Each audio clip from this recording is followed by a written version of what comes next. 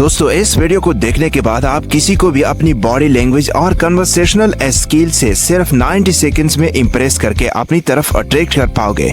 यानी कि लोग आपको पहली मुलाकात में पसंद करने लगेंगे, क्योंकि रिसर्चर और साइकोलॉजिस्ट बताते हैं कि ज्यादातर लोग किसी से भी मिलने के शुरुआती सिर्फ 90 सेकंड में ये डिसाइड कर लेते हैं कि सामने वाले पर्सन से इम्प्रेस हुए या नहीं और उस पर्सन से दोबारा बात करेंगे या नहीं। यानी अगर लोग आपसे फर्स्ट इम्प्रेशन में इम्प्रेस नहीं हुए तो आप उन्हें अट्रैक्ट करने में फेल हो जाओगे। उनके दिमाग में सिर्फ आपके बारे में जो इमेज बन जाती है वो बस बन जाती है और फिर उसके बाद इमेज को चेंज करना बहुत मुश्किल होता है। अब अगर आप चाहते हैं कि आपके साथ ऐसा न हो और बजाय लोग नापसंद करने के आपसे 90 सेकंड में इम्प्रेस और अट्रैक्ट होकर आपसे इमोशनल कनेक्शन बना ले, तो आपके लिए निकोलस बोथमैन के ये book how to make people like you in 90 second में इन अमेजिंग टिप्स को जानना बहुत जरूरी। So number 1, 3 essential element for 90 second. अगर किसी को इम्प्रेस करने के लिए आपके पास सिर्फ 90 सेकंड ही है तो आप ऐसा क्या बोलोगे ताकि वो इम्प्रेस हो जाए। दोस्तों हकीकत तो ये है कि आपका फर्स्ट इम्प्रेशन आपके बोलने से पहले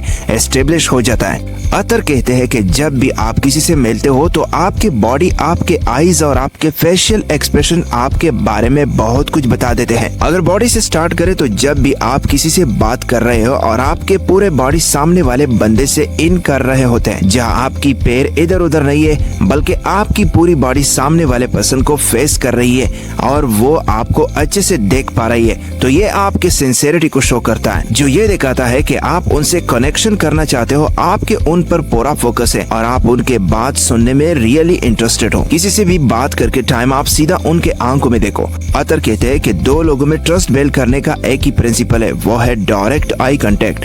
ये एक यूनिवर्सल साइन है, क्योंकि जो लोग झूठ बोलते हैं, ट्रस्ट करने के लायक नहीं होते, वो हमेशा आई कांटेक्ट करने से कतराते हैं। ये गलती आपने बिल्कुल नहीं करनी चाहिए। आप ऐसा नहीं है कि आप सामने वाले को गौरते ही रहो, लेकिन स्टार्टिंग में at least 90 second eye contact maintain करना बहुत इंपॉर्टेंट है। और आपको इस बात का ध्यान भी रखना चाहिए कि दोनों में से स्माइल करने वाले आप पहले पर्सन हो, क्योंकि आपके एक ही स्माइल आपके फेशियल एक्सप्रेशन पर कई सारे पॉजिटिव एनर्जी एक्सपेक्ट करती है।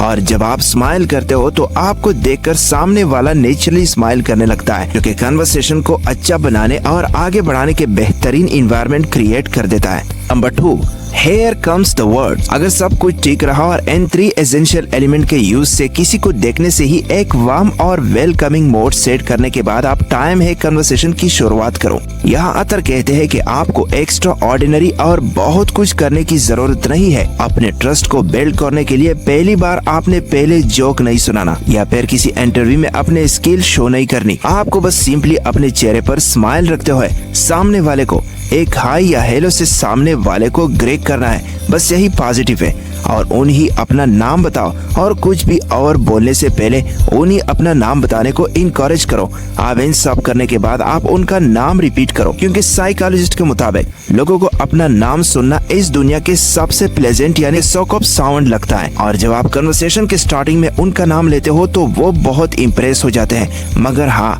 कई बार आप सामने वाले के नाम रिपीट नहीं कर सकते, जैसा कि कोई आपसे बड़ा है या एटसेट्रा। वो डिसरिस्पेक्टफुल भी हो सकता है। फॉर एग्जांपल, आपने एक अच्छा मोड सेट करने के बाद खुद को इंट्रोड्यूस करा और सामने वाले ने आपको अपना नाम फॉर एग्जांपल राहुल बताया, तो इमीडिएटली रिप्लाई करो कि nice to meet you Rahul. थोड़ा सा आगे की तरफ झुको और रिस्पेक्टफुल हैंडशेक करो।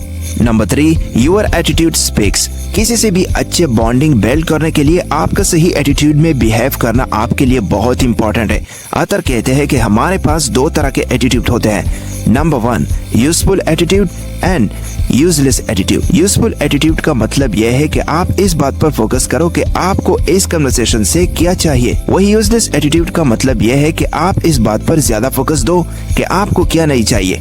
अगर आप यूजफुल एटीट्यूड शो करते हो तो आप एक ऑटोमेटिकली पॉजिटिव बॉडी लैंग्वेज और फेशियल एक्सप्रेशन शो करने लगोगे, क्योंकि आप जो भी बोल रहे हो तो आप उसमें बहुत ज्यादा इंटरेस्टेड हो, जो वही मोमेंट आपके बॉडी से भी शो हो रहा होगा।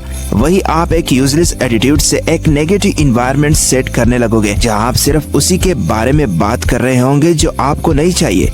जैसे अपनी लाइफ की प्रॉब्लम्स, अपनी सैड स्टोरी शेयर कर रहे हो, तो ये सभी आपकी नेगेटिव बॉडी लैंग्वेज को शो करेगा और सामने वाला पर्सन टर्न ऑफ होने लगेगा। इसलिए अतर कहते हैं कि आपको हमेशा यूजफुल कन्वर्सेशन से ही स्टार्ट करना चाहिए, जहां आपको सामने वाला अगर यूजलेस एटीट्यूड शो कर रहा है तो फिर भी आप एक पॉजिटिव एनवायरनमेंट को मेंटेन करने की कोशिश करो, क्योंकि किसी को भी नेगेटिविटी या सैडनेस नहीं पसंद होता है और हर कोई इससे दूर रहना चाहता है। और जब आप इस स्टेट को फॉलो करते हैं तो आप ऑटोमेटिकली एक लाइकेबल पर्सन बन जाते हो।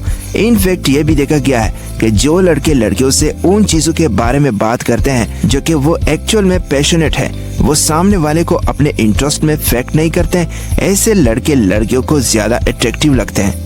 Number 4, pay attention to your body language.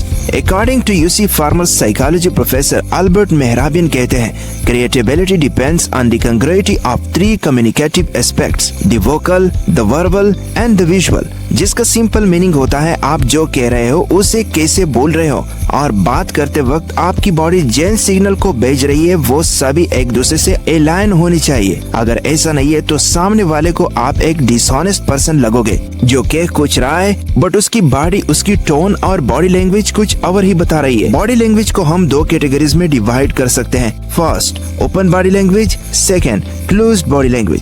अतर कहते हैं कि ओपन बॉडी लैंग्वेज में आप अपना हाथ और बॉडी को एक्सपोज कर देते हो, जो ये शो कर रहा है कि आप सामने वाले के लिए खतरनाक नहीं हो, जो ये दिखाता है कि आप सिर्फ कम्युनिकेट ही नहीं कर पा रहे बल्कि आप उस कन्वर्सेशन को एंजॉय भी कर रहे हो। वही क्लोज्ड बॉडी लैंग्वेज में आप अपनी हार्ट को कवर करने की कोशिश करते हो, आप अपने हाथों को क्रॉस कर लेते हो और आपके पैर बाहर जाने की तरफ पॉइंट कर रहे होते हैं, आपकी आईज ब्रो डाउन होती है, आप ऑकवर्ड स्माइल कर रहे होते हो। आप सोचो आपको कोई दोस्त आपको ये कह रहा है कि वो ठीक है, तो आप भी उस पर शक करने लगोगे क्योंकि उसके बॉडी लैंग्वेज कुछ और ही बता रहा है। इसीलिए consistency openly body language show करना बहुत जरूरी है। Number 5, mirroring mannerisms. आपको शायद ये रियलाइज नहीं होगा पर आप शायद आसपास के लोग डेली लिमिट करते हो, और दूसरों को लिमिट करना और कॉपी करना एक फंडामेंटल ह्यूमन ट्रेट है। जब भी एक बेबी पैदा होता है तो वो अपनी माँ को देख के सीखता है, आसपास के लोग को देखकर सुनकर लैंग्वेज सीखता है और लोगों को कॉपी करने का ये प्रोसेस लॉन्ग लाइफ चलता ही रहता है, बट हम इसका फायदा भी उठा सकता है। तो दोस्तों, किसी के साथ कनेक्शन बिल्ड करने का एक ही रास्ता है। ऑथर कहते हैं कि जब दोनों पर्सन्स के साथ शेयर करने के लिए सिमिलर इंटरेस्ट हो, जैसे वो सेम टीम को पसंद करते हैं जैसे आप करते हो, उसे भी वही बुक रीड करना पसंद है जो बुक आपको पसंद है। इसलिए जब आप दोनों एक ही इंटरेस्ट में बात करते हो तो आप दोनों ही इक्वली पैशनेट होते हैं और ये इस कनेक्शन को स्ट्रांग बनाता है। बट कई बार आप कॉन्शियसली सामने वाले को लिमिट करके ये फील करा सकते हो कि आप भी उसकी तरह सेम हो। जैसे नोटिस करो वो बात करते टाइम किन वर्ड्स का सबसे ज्यादा यूज करते हैं और खुद इन वर्ड्स को बोलने लगो। वो जैसे एक्शन कर रहे हैं, अपने हैंड्स को हरकत कर रहे हैं, उन्हें भी कॉपी करने लगो।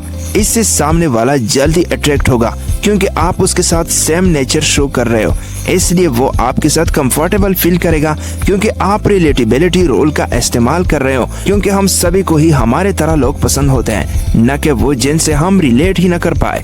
Number 6, ask right question and listen to answer. अपने कन्वर्सेशन स्टार्ट तो कर दी पर ऐसे कंटिन्यू कैसे रखना है, इसके बारे में अतर कहते हैं कि आपने पहले 2 काम करने हैं। पहला, आपने सही क्वेश्चन पूछना है और दूसरा, आपने सामने वाले को अच्छे से सुनना है। नाउ क्वेश्चन 2 तरह के होते हैं, open question and close question. एक वो जो लोगों को इनकरेज करते बात करने के लिए, दूसरे वो जो कि लोग जल्दी से अप्लाई करके उस बात को खत्म कर देते हैं। फॉर एग्जाम्पल, आप एक मूवी थिएटर में हो और अगर आप किसी अनजान से बात करते हो तो आप उससे ऐसे क्वेश्चन पूछो जिनके आंसर लंबे हो, जो सामने वाले को इनकरेज करे बात करने के लिए।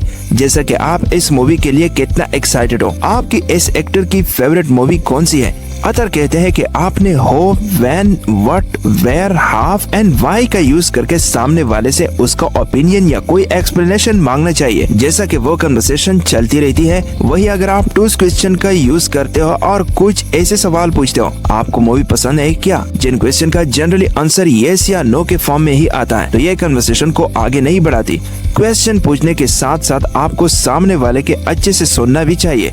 कम्युनिकेशन स्किल्स में आपको क्या बोलना चाहिए उससे ज्यादा इम्पोर्टेंट है कि आपको कैसे सुनना चाहिए, क्योंकि जब तक आप सामने वाले के वर्ड्स का सेंस नहीं बना पाओगे, उसकी फीलिंग्स नहीं समझ पाओगे, तो आप कन्वर्सेशन को आगे नहीं बढ़ा सकते। इसलिए बोलने से ज्यादा सामने वाले को समझने की कोशिश करो। तो दोस्तों, अगर आपको ये वीडियो अच्छी लगी हो तो वीडियो को लाइक और सब्सक्राइब के बटन पे क्लिक करके इस चैनल को सपोर्ट करो और हाँ, बेल नोटिफिकेशन ऑन कर लीजिएगा ताकि आपको आने वाले वीडियोस को मिस न कर पाओ।